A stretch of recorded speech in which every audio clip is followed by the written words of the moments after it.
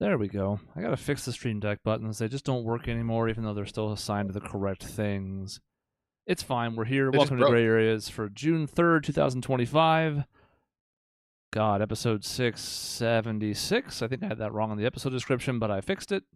Yeah, 676. 675 was last week. Last week we started looking at the best consoles of all time by tackling most of the handhelds and a couple of the weird hybrids that blur the lines. This week we're finishing that list off, and Cody is still not here, so he has no opinion. I had food too, Sean. I see you're showing off a bunch of food. I Yeah, I had got food, all but I my ate it because food. I'm I a got- professional. I got my fats and my carbs and my cheese and all of it. All the building All blocks. I heard was you're fat. Huh? All I heard was that you're fat. Oh, That's the only thing I heard was that you're fat. I did say fat. That's it. Yep, you are. You have a muffin top. I think I that think is that what is the the scientific term is term. known as. Yes, Yeah. there you go. Yes. Enjoy your muffin top. I'm trying. I have this is completely off air, but I have made sure, Sean, that you will get cupcakes at the beginning of July. Don't worry. Cupcakes will be made fresh for you. They're not even frozen. They'll be made fresh for you. I The think listeners you have no said, idea what that's about, but it doesn't matter. I think you said this is off air, and I want to let you know it was on air. It is not. It's an off-air conversation. Oh. That's what I meant. This is inside baseball, but cupcakes. Yeah. Yes. Yeah, I would love cupcake. What kind of cupcakes? Cherry lime cupcakes. Oh, there we go. Mhm. Is that my payment for watching Bo? Yes. Now, Yes, it is. okay. Amongst other things. Oh, you don't have to do other things. I mean, to be honest, you don't have to do anything. Oh, It's gonna be well, fun. I mean, But I am gonna guess sleep in your bed. I guess the snuggles in my bed is just not going to happen now. Sorry, you had cuddles and you lost it. There we go. Damn, was I gonna Hey, get now to you can like sit, though. be like a little kid in the middle of the bed? You were gonna be. It was gonna be a Sean sandwich, and you fucked it up. Man, well, what do you get for being a nice guy? I like how we rearranged the whole show for Cody, and he's fucking not here again. Yeah, that's how it goes. It's fine. But now we get our important opinions, what matters, and Cody wasn't born in the 1980s like all the three of us were. So we have the real opinions here of the real millennials. Yeah, and we might as well jump in because we did 15 handhelds last week. The Switch is borderline. The Steam Deck is this weird-looking DS here, by the way, in case you missed last week. And we're going to just sift the consoles into this as well. We're probably not going to worry so much about the order of them in the middle tiers, but obviously ranking the S tiers in a certain order matters, so we'll get to that. But we do have a bunch down here, and we might as well start talking about them. All right. Because we have a few Start more with than the last NES. week, and we don't want to go too much past an hour. So we can start with the Nintendo family again, that's where we started last time. We can start with Xbox, we can start with Sony, or we can start with the weird ones. We got Dreamcast, we got Genesis, we got Atari, No, I kind of like that we did mostly like in order, and that'll matter more now than it did for the handhelds. But still, that was fun. Well, then let's start with the Atari, and then maybe we go into Nintendo from there. We might as well start with the OG, go on from Yeah. there. The Atari is a divisive one because obviously it's extremely important to video game history, but you can try and play like a Burger Time or a Pong or something, and it does not hold up at all. It's playable. It's not like it's god awful, but the leap between that and the NES is almost more stark now than it was back then. So it's tough because I want to give it some credit for being a pioneer, but there's no way this can be above a B for me. No, I'm in the C because it matters. But good Lord, like, how do you play? They made a baseball game for that. It's awful. Like, NES baseball isn't great, but like Atari baseball is unplayable. So when I was in Lebanon, all they had was Atari, and this would have been around the Super Nintendo era, and all they had was Atari. So it was a little late to the game. With that said, it sucks ass. And like I guess you can give it some credit. If you're gonna give it credit for pioneering, we can also give it the credit for submarining the entire industry if it wasn't for Nintendo coming and saving it. So like I don't, the games are bad, they're not fun, they're a dime a dozen, and it almost on its own killed everything before it even got started. So I'm like D. I don't give a fuck. That's actually a really interesting debate when you talk about the console versus the software makers, because I don't think the console itself was the reason it almost submarined the industry. It was more of the licensing that they put forth for games, because people didn't understand what game and game quality meant back then. They're like, slap ET on it, it'll be fine. Yeah. No, everyone will buy it. Well, And that was more of the software developers and then their licensing you bring up a good point, which is what Nintendo did well. But we're gonna be coming up with software support later. I personally think software support, when you're talking about a console, it matters. You know, like I think your point's fair. That if they had more quality, it could have turned out differently. But at the end of the day, at the end of its life cycle, it had shitty support.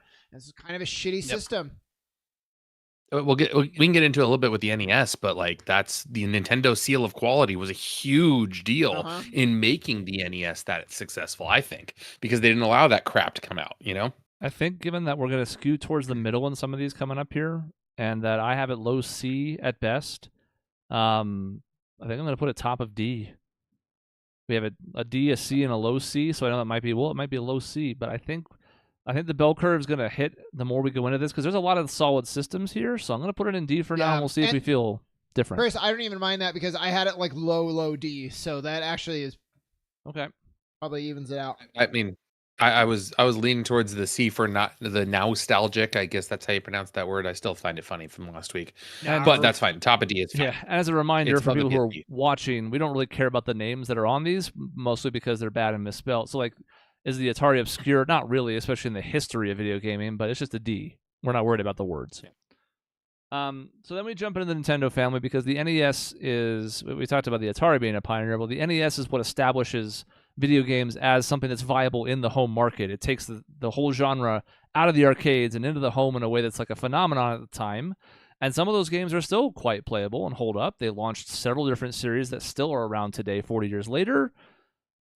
I don't think this can be S tier despite that historical significance, just because what we have up there is both great and meaningful, but I do feel like anything below A could be a disservice here. I could make an argument for S. The difficulty with this is that you have to judge it against the other things that are coming, and you can't just throw everything in S. But good Lord, I mean, the cultural impact of the NES is unbelievable. And you mentioned the fact that it's still playable. Like the original Mario Brothers is still very playable. Super Mario Brothers 3 is still fun to play to this day. The Legend of Zelda, the original Legend of Zelda, is a fun game to play to this day. Final Fantasy came out on that. I mean, it's really formulaic and kind of a tripe at this point, but it still is fun to play, I think. So the fact that you have a system from literally 40 years ago now that is still fun to play and pioneered us into the home gaming market, I could make that argument for S for that fact. Aren't they still a lot of them? Like, if you can find one that was taken care of, aren't they still playable? Yeah. Mm-hmm. That's, I mean, fucking pretty impressive too. Yeah, Dave, this is gonna be a tough one, because I think you can make a case for S, but I think, we're gonna be running into some of that later. So I think super high A, if not S. You could talk me into S if you really wanted to. The hard part, just the design, right? And it's not even like the Atari. There it is. It looks like shit. I mean, for the most part, it looks like shit. The Nintendo, it looks simple, but just like really well designed. It's intuitive. It makes sense. It's easy to use. It's still like pretty sleek. It's boxy, but like it looks good. The controller, very iconic. I mean, God, they really, having no real template, right? They hit it. They nailed it. They hit it out of the park. And the iconography matters, because you still see this as sort of like the symbol of retro gaming now. That controller is used on coffee tables and floor mats at entrances and stuff like that in a way that no other system on this list can really claim. So that does have to matter. I have it hippie top of A, and we can adjust basically when we see what else ends up in S and how we feel about it. Yeah, I mean, the thing is, we were all, I think, open to S, but all of us had high A, so it's probably just high A. It's just really hard, because the next one we're going to do, the SNES, like, how do I grade the SNES lower than the NES when it's better in every way and had a similar cultural impact? Like, same problem, maybe not Dave, as much, and it is an S. I mean, yeah. How is the Super Nintendo not in S? And I think I have it towards the bottom of S, just because it's unfair. But again, like the DS and the 3DS co-opted a lot of that system's library, which is part of what makes it great. Like, yeah, bring in Chrono Trigger, bring in Final Fantasy VI, bring in all these games that system had. Now, that's not a fair way to look at things exclusively, but I do have it in S as well. It's probably my favorite system here, just from a raw nostalgia perspective, not saying best by any means. The library is phenomenal. One of the strongest in this entire list. So there's a couple other contenders and one other that I'm going to lobby for S because the game library is so good. So can I put it above the DS? No. Do I think it's an S tier? Yes. Yeah. I don't have a lot more to say. It's all the stuff we said about the Super NES, but now, or I'm sorry, the regular NES, but like taken to the whole new level. Now, I can't believe what they did with the SNES with the technology they had back then. Like the layering they did, the fact of how clean some of those games look, the animation looks at that point. I mean, it's a phenomenal system for what you had in 1991. It's crazy. The N64 and the GameCube, we'll obviously talk about a little bit on each of their own merits, but to me, in my head as I look back now, they're similar in one sense. A top-heavy lineup with a lot of shovelware nonsense underneath it. And it makes it tough for me to rank them. The N64 is really near and dear to my heart. It's the first system I ever bought for myself. It has some games that I absolutely love, some of which still hold up. Two of the best titles in the Zelda series, the original Smash Brothers that set the framework for everything that followed. On the other hand, that controller fucking sucks. There's no two ways about it. You have two hands for a thing that has three grips. The middle stick, notorious for falling apart very easily, rubber banding all over the place. I think I have to put this at like the top of B, and that breaks my heart a little bit, but just given the standard of what's above it, I don't see it any higher for myself. I'm at the bottom of B myself because I was a PlayStation kid. Even when this came out, I picked the PlayStation 1 over the N64 because I kind of had a choice.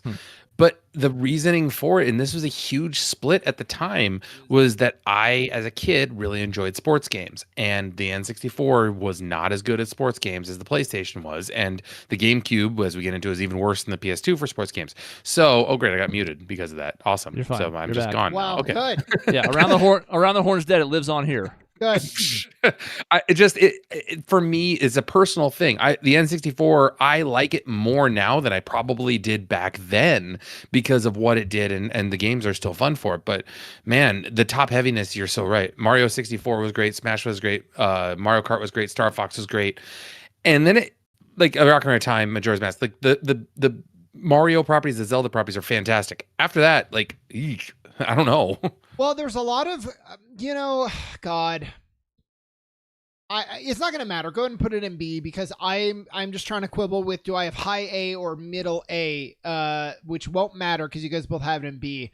I just think it is top heavy, and it ran into the same problem that PlayStation did, which was a bunch of companies who aren't named Nintendo had a hard time figuring out what to do with 3D and the camera and making it fun. And so you have a lot of games. Castlevania is one that sticks out of like people just did not know how to do these games in 3D. They just couldn't figure it out. So you have a lot of shit, even from like AAA game designers.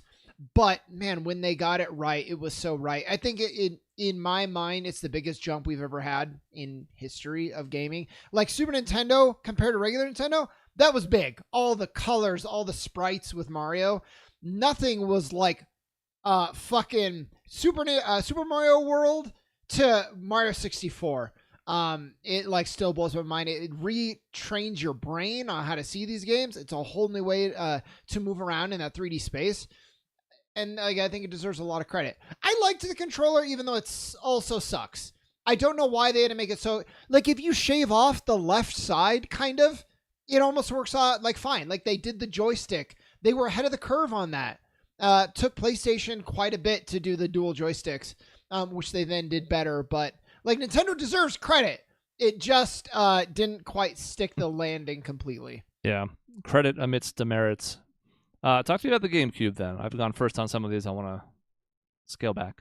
Man, I mean, this was the first system I bought fully on my own. Chris, you mentioned the N64 being the one you've bought fully, and I split the PlayStation with my dad because it was like a half birthday present sort of thing. I don't know how we did it, but I paid for like half of it. My dad paid for the other half. But this is the first one I bought on my own. Like I had a job. I was a teenager, and I bought the GameCube on my own. And man, I played the shit out of that thing. Wind Waker.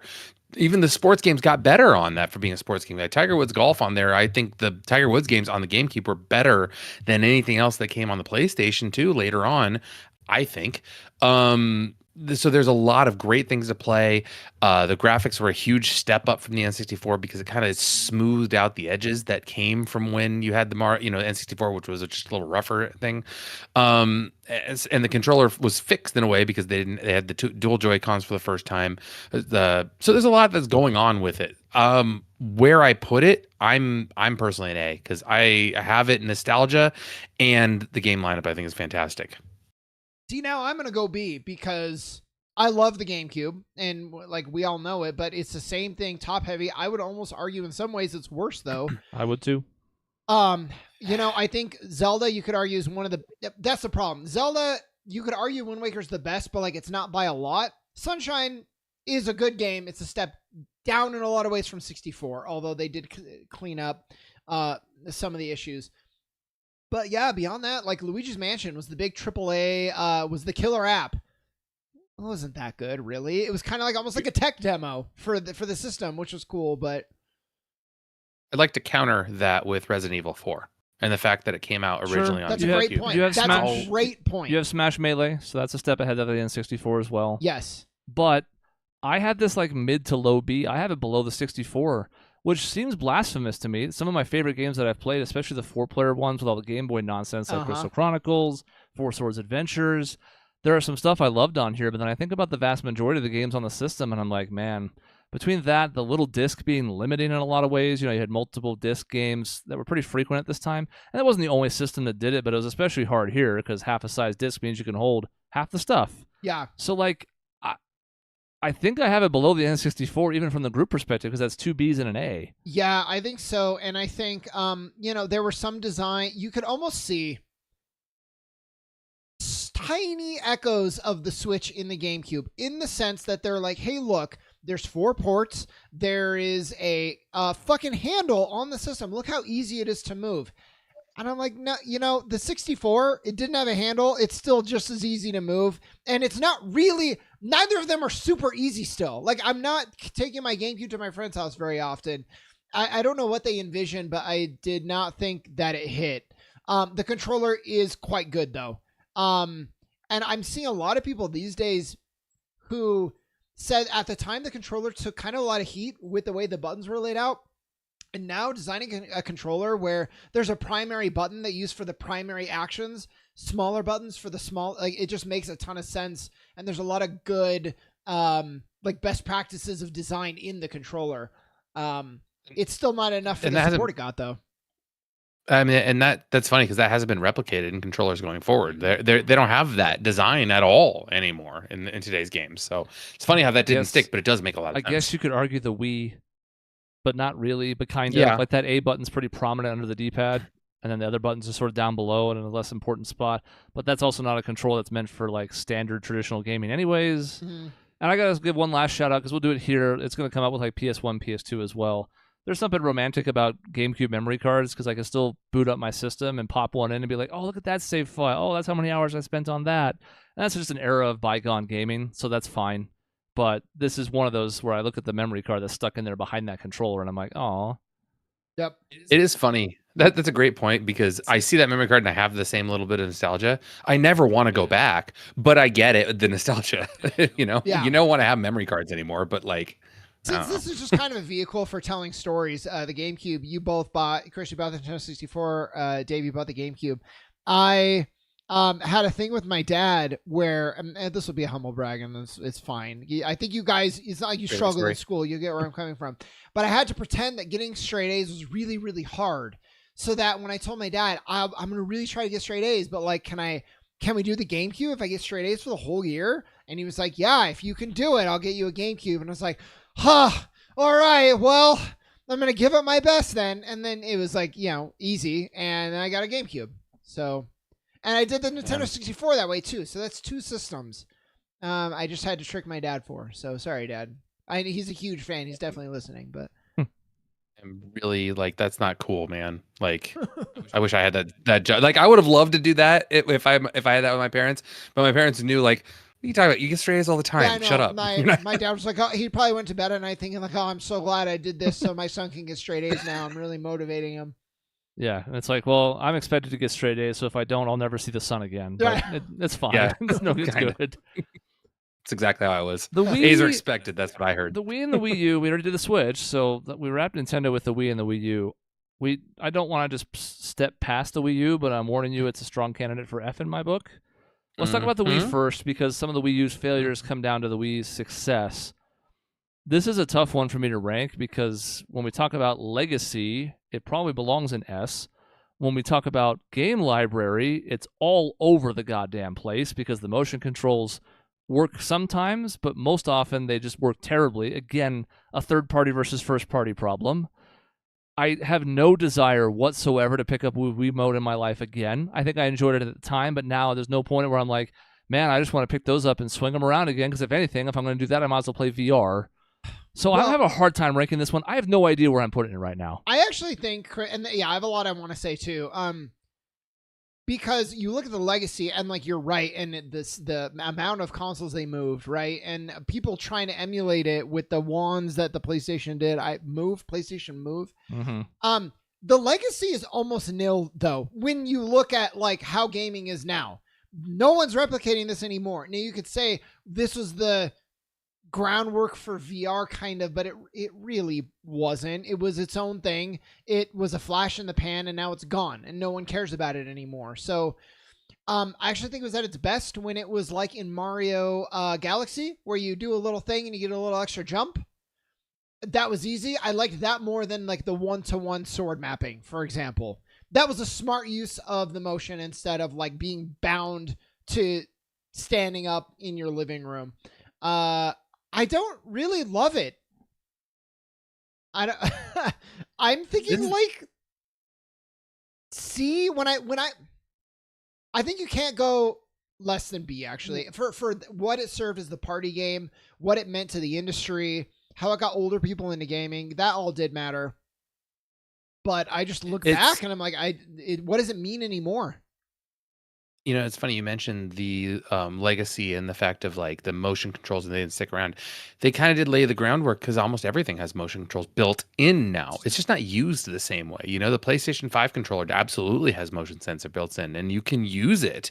The Switch, all of those Joy-Cons have motion sensing built in, so you can use it that way. It's just not the primary focus. So now people don't have to design games, third parties especially, don't have to design games around the motion sensing. They can just include it as a part if they want. So it did have that part into the legacy. Convinced me a B. That's a good point. Okay. It's just like it's just in gaming now, and they set the blueprint. Yeah. That's fair. Yeah. I mean, a little bit of nostalgia for me. I worked at GameStop when this came out.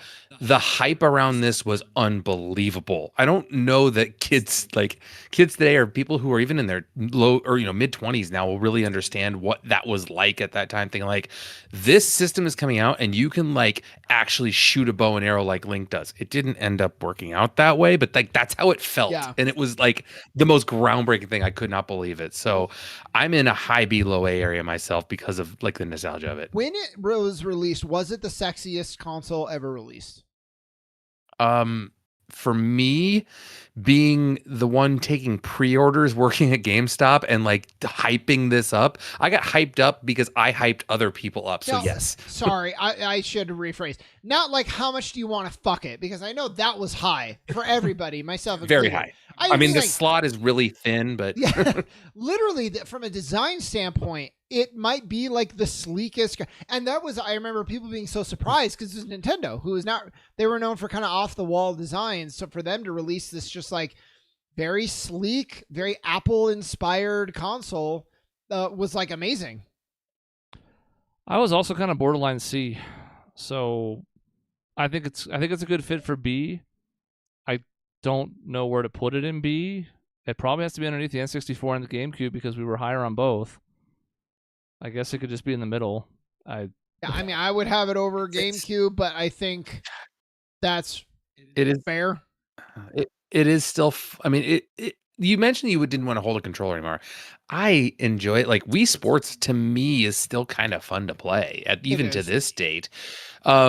I don't hate the motion sensors. I actually really liked playing Skyward Sword like that. I thought it was a ton of fun being able to move with Link like that. It's what I envisioned when the Wii originally came out, and Twilight Princess to me was such a dud because I envisioned what Skyward Sword did in Twilight Princess. So I actually enjoyed it. Yeah, I mean, I'm down to play Wii Sports in a party setting or whatever, but there's going to be no point in my life where I sit down for a single player game and I go, boy, I hope I have a Wii Mode in my hand. That will not happen. I get it. The Wii U is a failure, and it's a failure in a number of ways. We've talked about the name before. We've talked about the tablet before, and while some games at least utilize it in an interesting or useful way, that felt like there were other games where it wasn't even useful at all. It was just a massive controller in your hands that ran out of charge really quickly.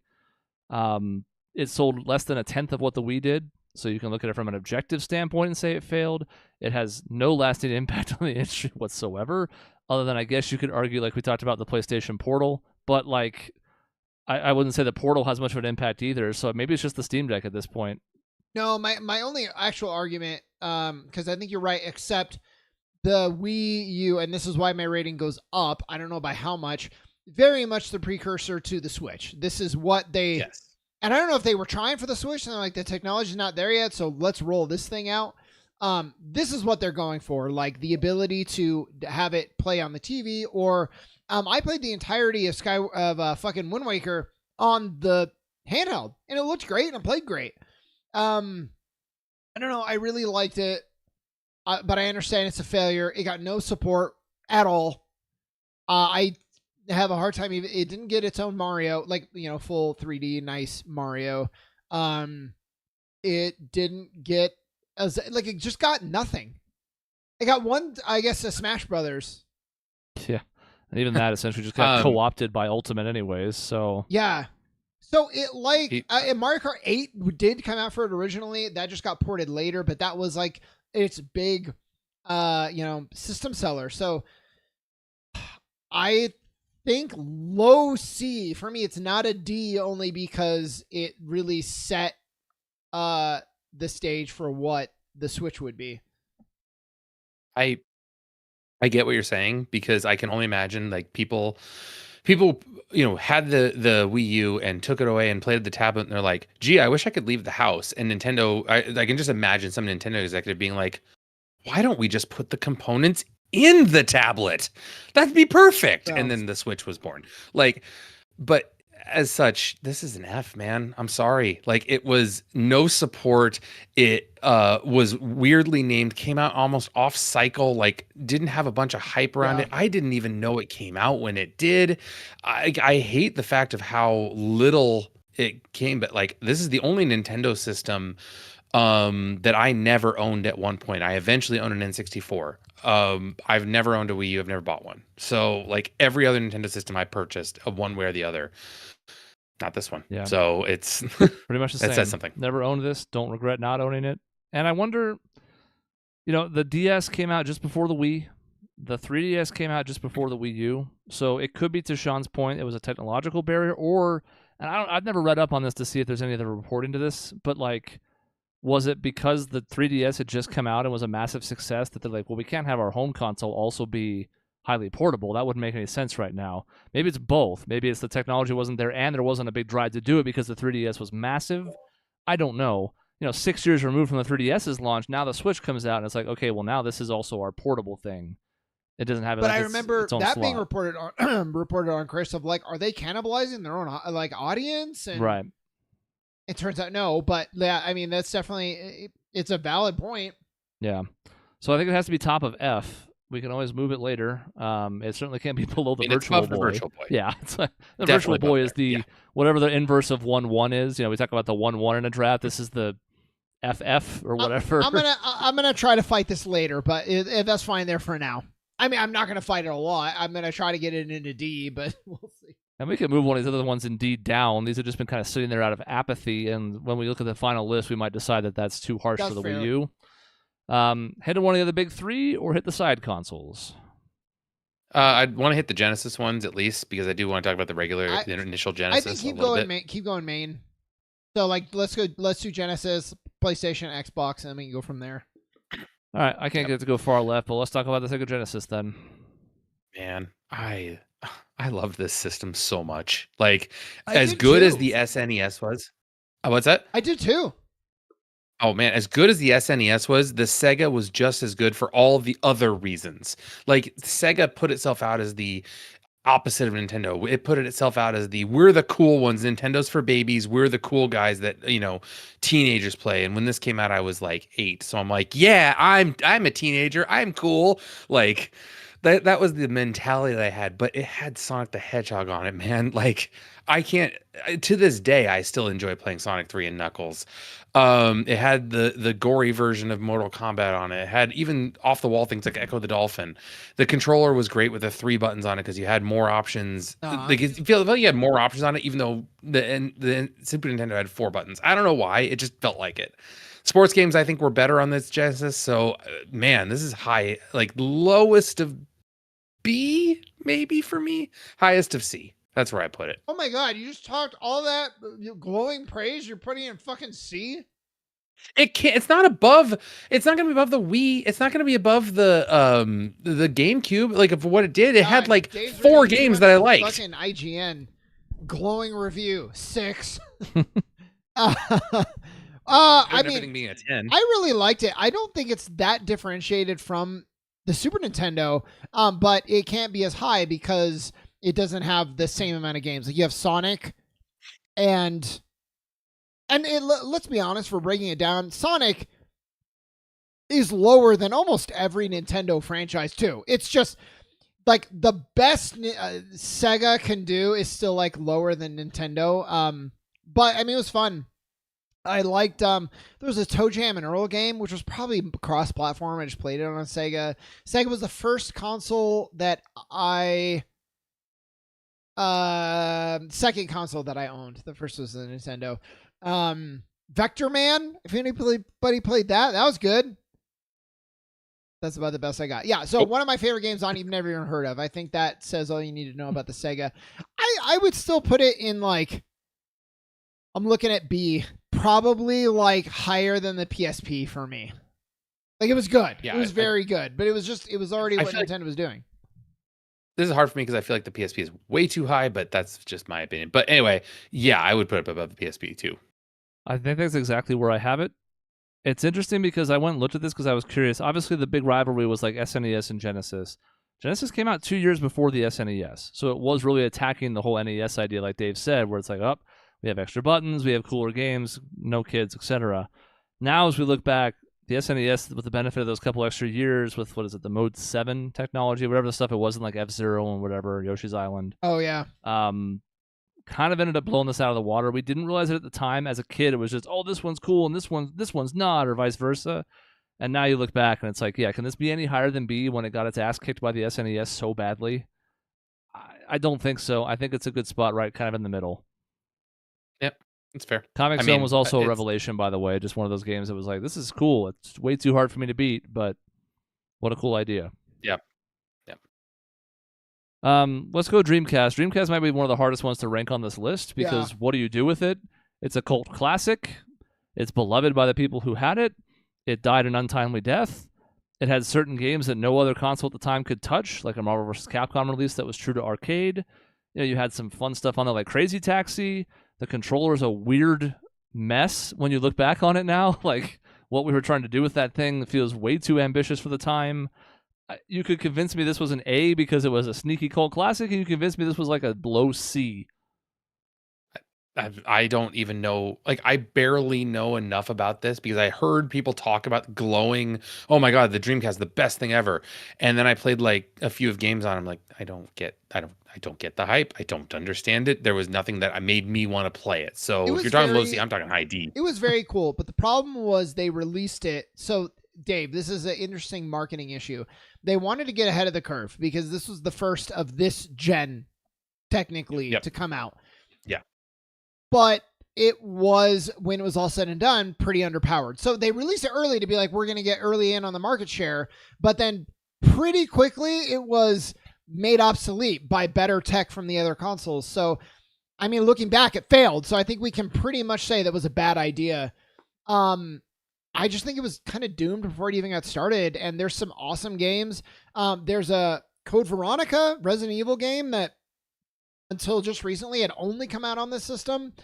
There's some good shit on it, but overall, does it get the really great support? No. I thought the controller's pretty cool. I think it deserves a little, if I remember correctly, it did some pioneering on online matchmaking. Yep. Cool, great, but you know, still it was just outdone in every way. And I think only like 1 or 2 years later.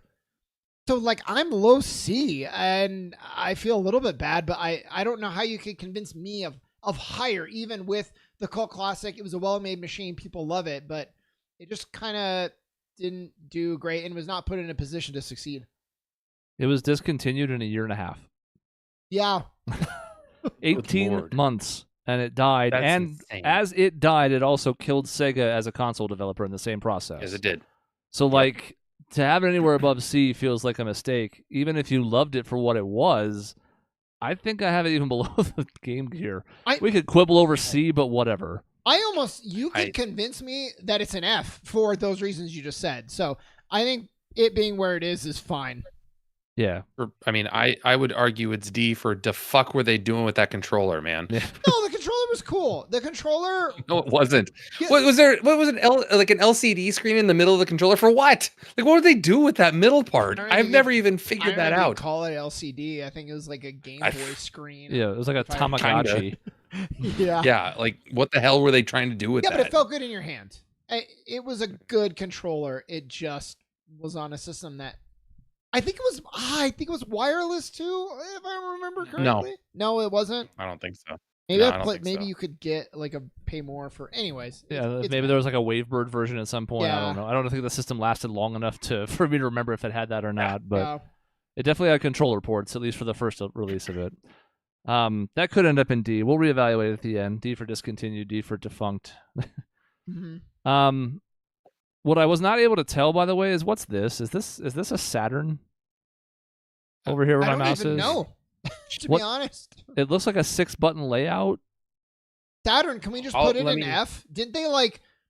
Let me look. Because I don't actually know what that is from a first glance. That's hard when it's this small, but...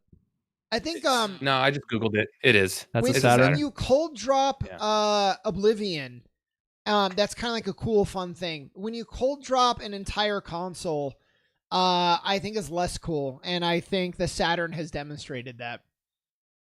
I think 5 people owned a Saturn. I don't know a single person who actually owned it. I knew one in school. Let's see, I would have been in, I think, 4th grade, maybe 5th grade. And one person was like, "Oh, I got that Sega Saturn." And I was like, "No, you didn't. That's not a thing. That doesn't exist. It's a Genesis, and that's old. You stupid fucking idiot." But yeah, actually, you make a pretty good point when you're saying like you're 8. Like I just looked up. It came out in 1994. Yep. It came out in the United States in May 11th, 1995. So I was 10. I was absolutely still playing the Genesis at 10 years old. I was playing the Super Nintendo at 10 years old. I didn't even know this was a thing, and there wasn't a good Sonic game on it, so it sucks. It makes you wonder now, was Sega's entire console experiment doomed because the Genesis probably comes out... It's not the Genesis comes out too early, but it gets usurped by the SNES within a couple years.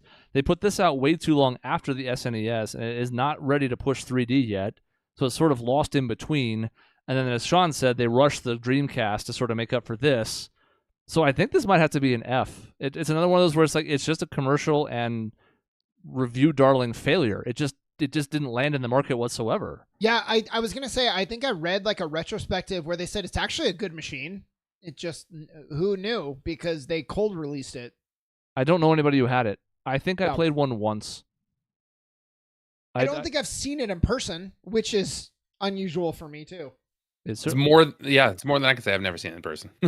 So it has to go after it's Yeah, better it was than a Virtual Boy. functioning system, Yeah, so we got to put it. But it can't be harder than the Wii U because Sean wants that in D, and that seems fair. So it's going to have to be there for now. Microsoft or Sony? That's where we're diving next. One or the other. Microsoft. Okay. Yeah, Microsoft. Original Xbox. Then I think I have these in some kind of order. I don't even recognize half of these from First the surface. console I ever owned, I ever bought with my own money. I was working at Sonic. There you go. Here's a fun story. I was working at Smith's, making $5.15 an hour, and that's bad money. That was minimum wage at the time. Yes, it was, and Yep. I think I think it was 5:05 and then 6:05. It's 5:15 and 6:05. So earning enough to buy a console would be like, good fucking luck. I got a job at Sonic where you're making tips, and in one shift I had enough money to buy like a game. And I was like, what world is this where I don't have to just like around my birthday or Christmas have enough money to buy a game? I can just like go after one shift. So I think it was like a couple weeks. I could just like go buy an Xbox, and I've never been happier in my life. Like, married, I'm sure when I have kids, it's not going to reach the same height as being able to buy my own Xbox. So yeah, I mean, I loved it a lot. There's a lot of nostalgia there, and Xbox was my gateway to immediately the Grand Theft Auto series. I bought the trilogy remake sort of that they did. It wasn't a remake; they just packaged them all together. Ninja Gaiden was really good. Halo was my first dual stick aiming game, and it was great. I had a lot of good multiplayer experiences on this. It was just like a really, really good system, even though I will say the controller sucked. Awful. It was awful, but horrible. Chris, we had big hands, so we probably felt it less than someone with tiny hands. Mm-hmm. Well, I'm not. Hello. Why am I not included in this? Because I have bigger. Chris and I both have bigger hands than you. Is why you weren't included. Slightly bigger. Whatever. Sizes and everything.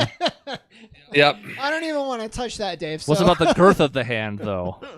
Yeah. But circumference. So I didn't mind I also liked the black and white buttons. There were like extra buttons that you could use. It was a really, really good system. Actually, I liked it a lot. It was blocky, but the black and the green, I thought it was cool. I don't know. I really liked it. I didn't buy this one myself until way into working for GameStop, like 5 years after it came out. I bought it mainly for Halo and for, I think, Elder Scrolls. No, Fable. Fable, I think is what I bought. Fable was great. Anyway, this system, what it did for party gaming for me, this was the system that I remember I associate with college the most, because we took 2 or 3 Xboxes, hooked them up, and Chris and I went to the first time when we were in high school. Someone hooked together 2 Xboxes or 4 Xboxes, and we played 16-player Halo, and it blew my fucking mind. I was like, wait a minute. You're over there on that TV, and I'm over here on this TV, and we're playing against each other? What's going on? And Dave, after spending our whole lives on split screen, to have the whole screen was amazing. And it's interesting that Microsoft managed to be the pioneer for that, given that they had the computer backing, which I'll talk about in a second. But they were the ones who were like, yeah, let's make LAN gaming somewhat approachable for people who don't want to lug around a giant-ass computer tower. And for that reason, I would put this system in A myself for that reason, because of what it did for that. Other than that, a lot of the game stuff, I think the PlayStation 2 specifically did so much better, and we'll get there. But I've been a Sony fan most of my life. I'm not an Xbox person, but I respect what the Xbox did for the gaming industry. It's interesting because Microsoft could have just stayed out of this. Especially because Sony was starting to get a foothold in the market as well. And yes, the Dreamcast was failing even before. It had been discontinued the year this came out, the original Xbox. So Sega was no longer a contender. But, with Nintendo and Sony already in the mix and the PlayStation 1 being a success, you could not have blamed Microsoft for being like, we're going to stick in our lane, we're going to stick to PC, we'll leave this alone. So they deserve a lot of credit, because this console in particular sets the stage for them to be a player going forward for the next 25 years. And yeah, the controller's big and blocky, and we always made fun of it because it's the most massive controller in the history of gaming. And why are there black and white buttons on it? And what God, one of those just does the flashlight in Halo, so Yes. who fucking cares? Yep. And, like it feels like okay, this is a little bit of excess. Like some of the bad habits from people who had a PC first mindset were carried over to here, as Peter just said as well. Like they brought the PC to the console world, and by and large, it was a success. Their first foray was a success. Or triggers. I'm pretty sure the first major console that had triggers and not bumpers. Which like credit, that's a lot. Even like the new PlayStation, it's still kind of bumpers, but it's more trigger like back there. And that mattered. So like really a lot of innovation with this one. I guess, does this beat the GameCube? I think it does by a few months or something. They're both around 2000, 2001. And the triggers on the GameCube are not really traditional triggers anyways. Those are weird. They're not bumpers. They're something odd. I don't never really like the GameCube shoulder buttons, whatever they call them. But either way, like they're the ones who used it successfully for sure. I don't know. I'm almost... What did you have it, Dave? You had A? I had it low A, I think. I had it low A too, which is crazy. I didn't think I was going to end up there, but I'm thinking back, there's a lot. And when you first played an Xbox, you were like, oh my God, these graphics. Like, holy shit, that's incredible. And I mean, now they're not, but... You're used to PlayStation 1 and N64 at the time, and I'll get into this PS2, but like the smoothing out that happened in those consoles and that generation of consoles where you went from Cloud having a square as an arm to actual human beings was like, whoa, hello. Yeah. Well, to think 7 and 10 were one generation apart.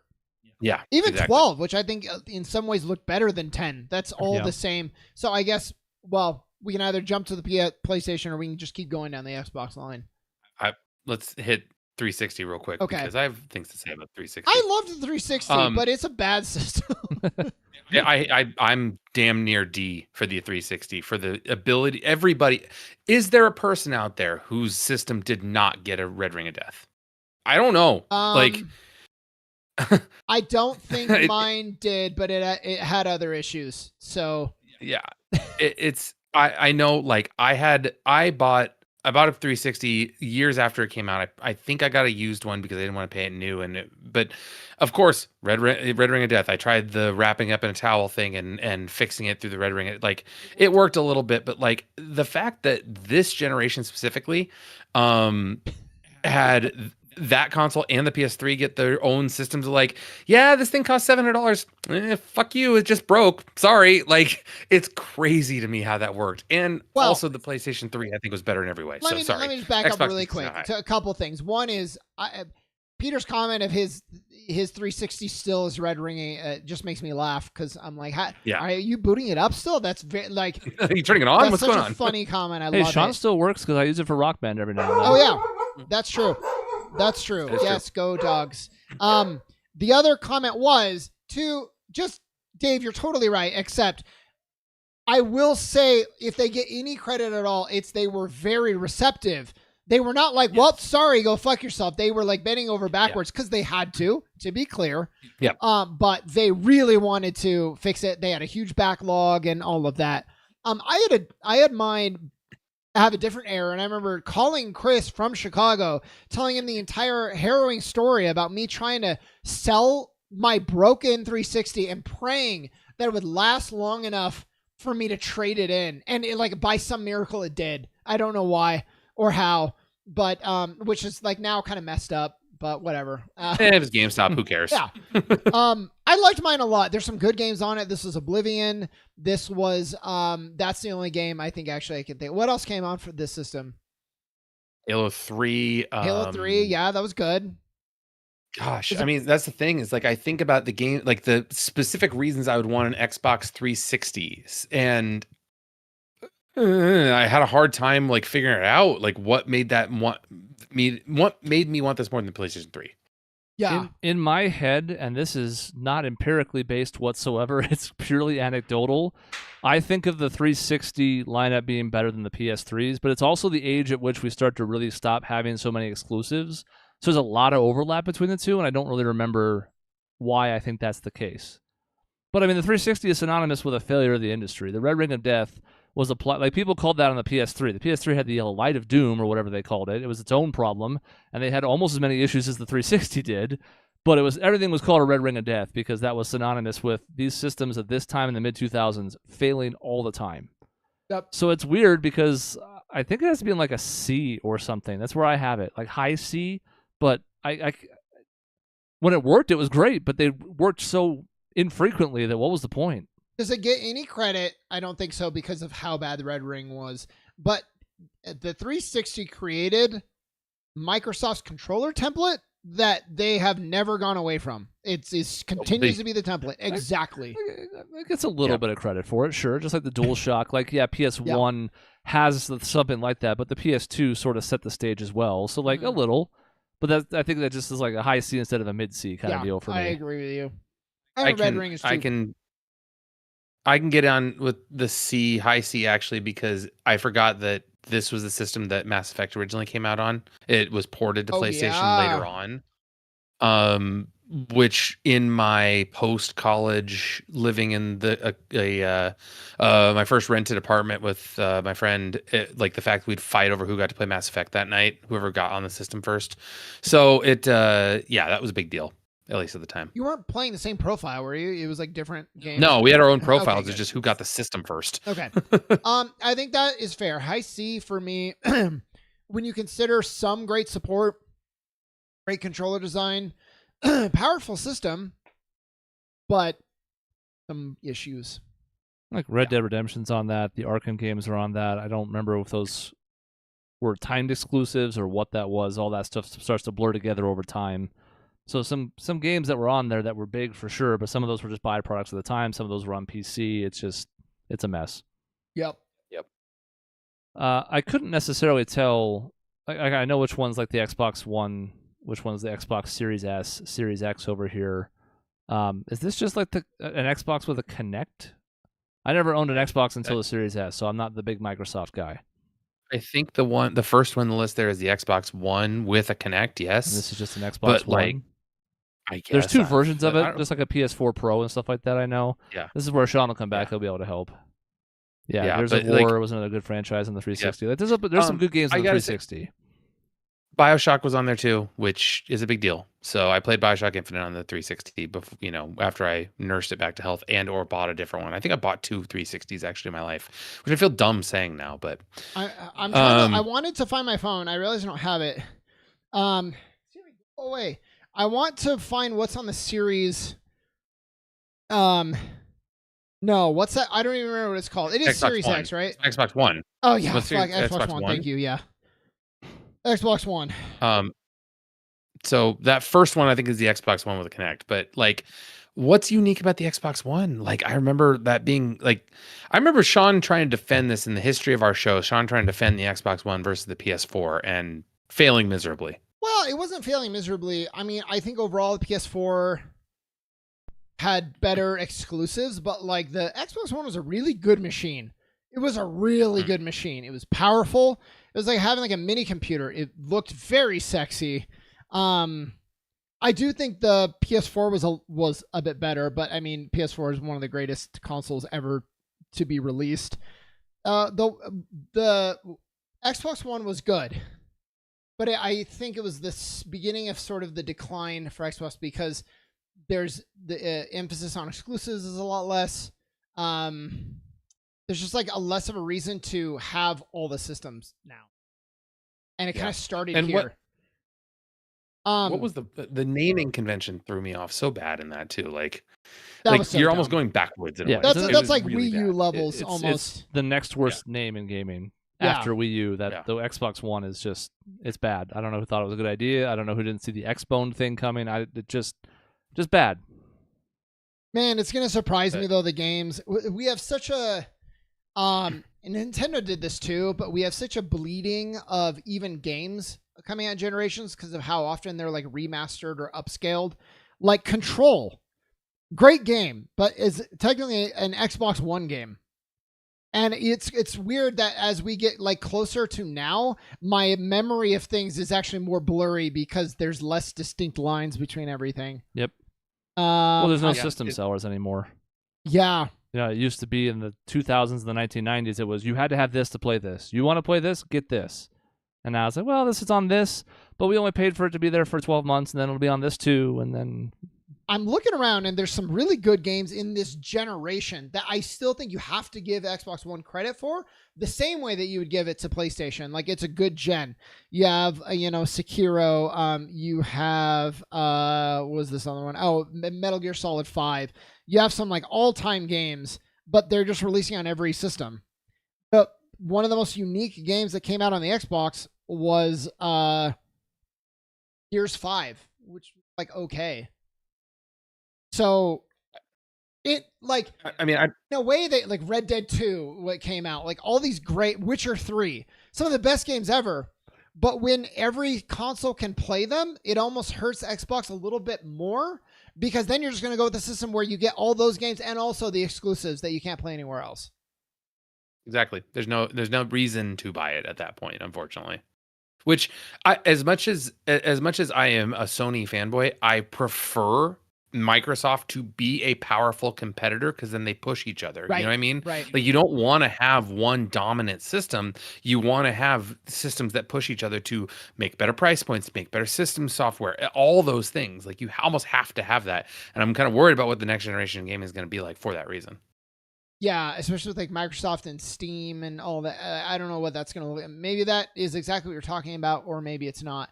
I think I'm gonna judge it from this perspective. If you owned an Xbox One and it was your only console, you still had a hell of a console.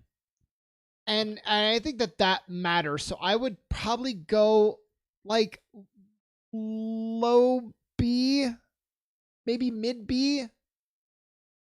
Probably under the Wii. I think it has to be under the Wii.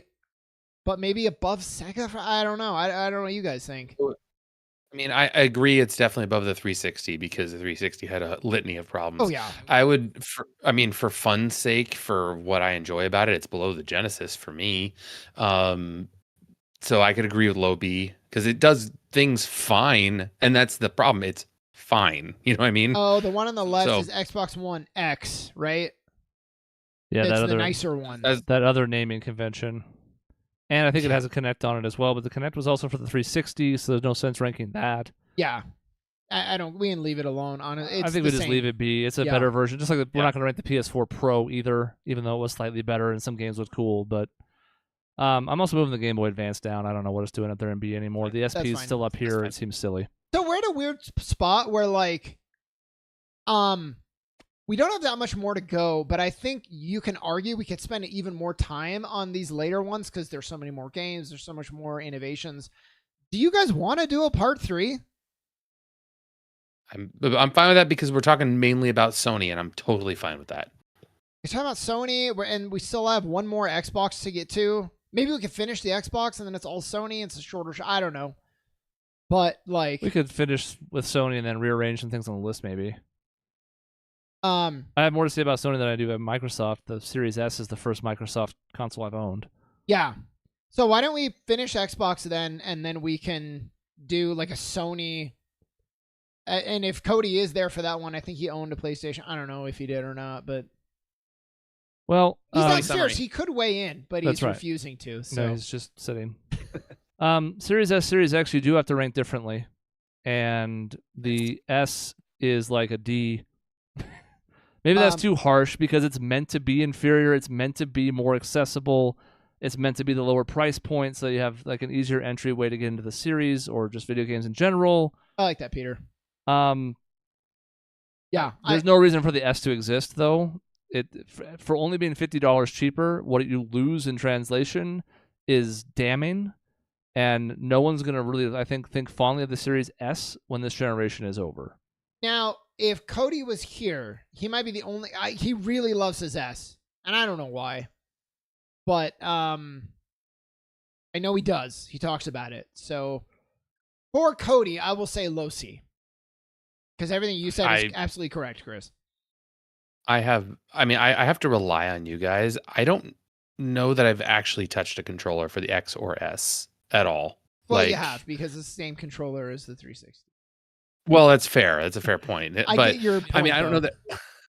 Like, I have no connection to this whatsoever. The fact that they released two starkly different consoles, I understand their idea behind it, but like, yikes. Like when the PS5 came out, it's like, yeah, you can have a digital only or a disc, and the disc costs a little bit more. It's like, okay, I get where you're going with that. Some people don't care about discs, but this is less powerful. Yeah, well, like, it's a little bit less powerful, but it is essentially the same console. I'm fine with rating them both still, but like it is the same console. You're playing the same games on it. It's just one is really weaker and digital only. But like that's the hard part, is that forever the distinction for me, at least in consoles, was that you knew what you were getting. You had a console, you put it in, it played the same for everybody, as opposed to PC, which is like, oh, you got to update this. Oh, this game doesn't play on this anymore. This game's too advanced for your PC. You got to build onto it. Now there was like this differentiation between the systems a little bit, which hadn't happened in console gaming before. So the S versus the X, the S is, I mean, obviously significantly lower than the X, but like, again, neither of these I have a lot of favorable things. It did a little bit though, because I'm just like keep contradicting Dave. I don't mean to. We had a PS4 Pro, right? That was a thing. Mm-hmm. I had it. And the Series X, that one on the left. So like, but the thing is, the Xbox came out at the same time. The X and S came out at the same time. The PS4 Pro came out like 3 or 4 years after the PlayStation 4 came out. I'm talking about like the precedent there. So that was the precedent that was set. They were like, oh, we can differentiate these in the market. I just feel like when I bought my Steam Deck, they were like, cool, you're buying a Steam Deck. Which model do you want? And they were like, this one has like 200 gigs. This one has 500 gigs. And you're like, oh, but it's the exact same. There's no Steam Deck A or B. It's just a Steam Deck, and you buy. I almost wonder if that would have been better than, like, they kind of look different. They function a little bit differently, and it becomes confusing if you're a parent looking to get your kid something and you're not super well versed in this. It's more confusing than it needs to be. And this is after a generation where they just had the naming convention problems we talked about. Xbox One, Xbox One X, Xbox Series S, Xbox Series. So I don't. I think of this more than I think I should. As a gamer who's in the industry and plays a lot of stuff, I shouldn't care. But I'm sort of with you, and I guess Dave can speak to this more than anybody, because, I mean, you weren't at GameStop when this started happening more. But I think we're about to see the same thing with the Switch, too. The box looks the same. The Switch looks pretty much the same. There are a lot of differences in it if you know, but if you have an untrained eye, if you're a parent, how many people are going to get a Switch when they're supposed to get a Switch 2? And it's the same problem here, where it's like, oh, I want an Xbox. Well, I got you a Series S. Aww. Well, thank God, at least with the Switch, they did 1 and 2. Even that can help. Yes. Yeah. Series S and X, which are not like A and B, maybe you could have been like, okay, like the letters are just fucking random. Yeah, I'm eating cheese. What's your Cody's here. Yeah, hello. He's up here now. The distinction of the 2 on the end is so significant when it comes to that. It's like, yes, this is the second one, the newer one. Yeah. So, but you're right. They had there some is fucking wannabe hotshot CEO that was like, well, the Xbox One and the Series, what it encapsulates. And you're like, dude, shut the fuck up. Just name something that the consumer is going to be like, yeah, that makes sense. Yeah. So we didn't give it, I would say low C. I mean, it did what it's supposed to do. It just. I'm a D Dave's for that, D. but I whatever. Think Chris is a D, if not worse. So I think it's going to be D. And then the X, it's C. It's kind of the same problem as the last gen for me, where it's like, yeah, it's a perfectly functional system, but it's almost more so the same problems as before, because now there's almost no exclusive left whatsoever. So it's like, do you need to own this system?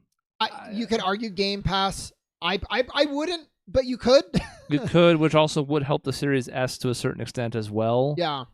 But I don't think I include it, so I think I just have it in low B with... I'm even fine with high C, because this is anecdotal. I've never had a machine with as many fucking little weird problems as I have with my Series X. And I've had that with the S as well. Yeah. I've literally told Kevin, like, because we game with him on the Series X, like, you're going to need to get a PlayStation next gen, because I can't fucking do this anymore. So I'm out. After, for the record, unless Xbox is like, now this Steam thing could help. That could open up a whole new door of like sort of exclusives, although I also own a Steam Deck, so maybe I won't care.